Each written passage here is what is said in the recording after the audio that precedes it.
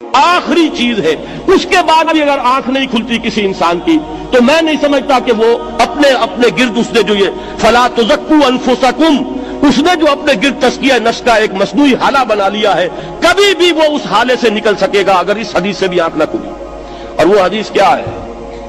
مولانا اشرف علی تھانوی نے اس کو اپنے جو خطبات جمعہ ہیں ان میں نقل کیا ہے، بیہقی کی روایت ہے۔ اوحى اللہ عز وجل الی جبرائیل علیہ الصلوۃ والسلام ان اقلب مدینۃ کذا وکذا باہلھا، اللہ نے حکم دیا حضرت جبرائیل کو فلاں فلاں بستیوں کو الٹ دو اس کے رہنے والوں سمیت۔ قال فقال، حضور نے فرمایا، اس پر حضرت جبرائیل نے عرض کیا بارگاہ خداوندی میں، ان فیہا عبدک فلانا لم یعصک طرفۃ عین، پروردگار اس بستی کو الٹ دوں، اس میں تو تیرا فلاں بندہ بھی ہے جس نے کبھی پلک جھپکنے جتنی دیر بھی معصیت میں بسر نہیں کی۔ اب آپ اندازہ کیجئے، یہ جو ہے نا اپنے آپ کو رگڑنا اور مانجنا اور پوری زندگی رگڑنے میں اور مانجنے میں لگا دینا۔ ہم بعض بزرگوں کے تذکرے میں سنتے ہیں اتنے اللہ والے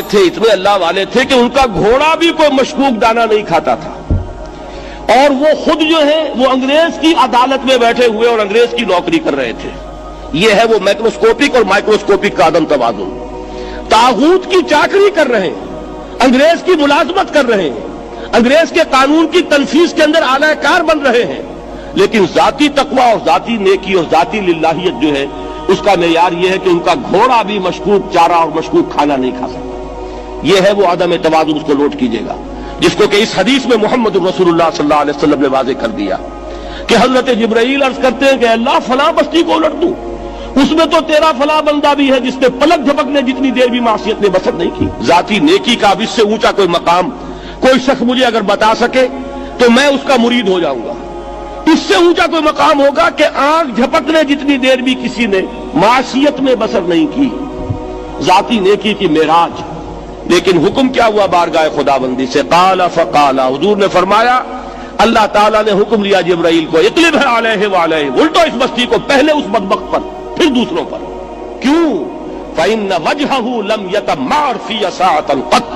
اس لیے کہ اس کا چہرہ کبھی میری غیرت میں سرخ نہیں ہوا، اس چہرے کا رنگ نہیں بدلا۔ بے غیرت انسان، بدیاں پھیلتی رہیں، میرے دین کو روندا جاتا رہا، میری شریعت کی دھجیاں بگڑتی رہیں،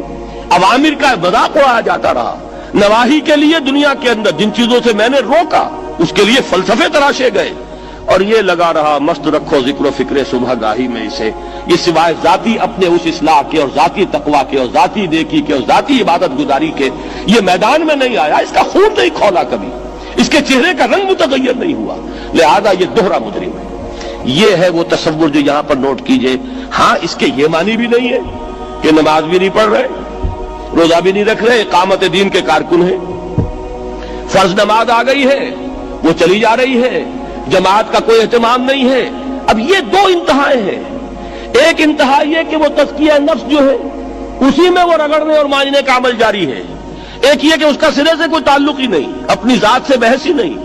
وہ کیفیت وہ ہو گئی ہے جو یہود کی آئی ہے قرآن مجید میں کہ تامرون الناس بالبر وتنسون انفسکم وانتم تتلون الکتاب، کیا تم لوگوں کو نیکی کا حکم دیتے اور اپنے آپ کو بھول جاتے ہو؟ یہ دوسری انتہا ہے۔ پھر وہی بات عرض کروں گا، وہی بال سے زیادہ باریک اور تلوار کی دھار سے زیادہ تیز راستہ ہے جس پہ چلنا ہوگا، کہ نہ یہ ہو کہ وہ مبالغہ ہو رہا ہو، اپنی ذاتی اصلاح میں تو مبالغہ کی حد تک آگے جا رہے ہیں، اور دوسرے یہ کہ اپنے دین کی تبلیغ و اشاعت، اقامت دین کی جد و جہد، اس کا کھانا ہی نہیں کھولا زندگی میں، وہ کھاتا ہی نہیں کھلا۔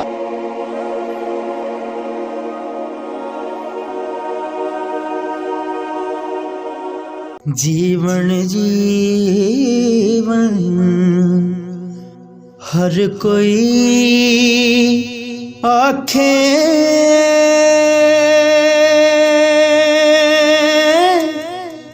موت کھڑی سر اتے،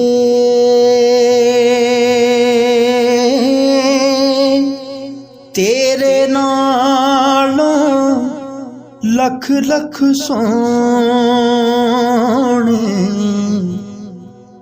خاک اندر جا ستے